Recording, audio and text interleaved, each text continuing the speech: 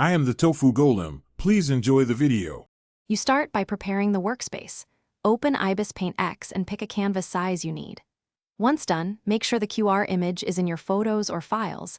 This is essential because Ibispaint imports from device storage. Create a new layer to keep the QR separate, so you can edit it non-destructively. You're doing this because separate layers let you adjust opacity, transform, and erase without harming the background, so start importing straight away. Next, import the QR.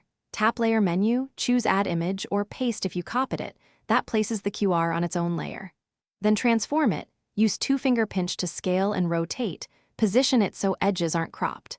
Make sure contrast is high. Scanners fail on low contrast. You adjust opacity or add a white rectangle behind the code if necessary.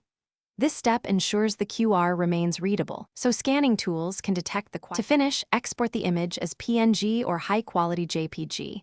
Avoid heavy compression because that can blur modules. If you need a single layer, flatten, otherwise export with the QR layer visible. Now test. Open a QR scanner on another device and scan the exported image or screen.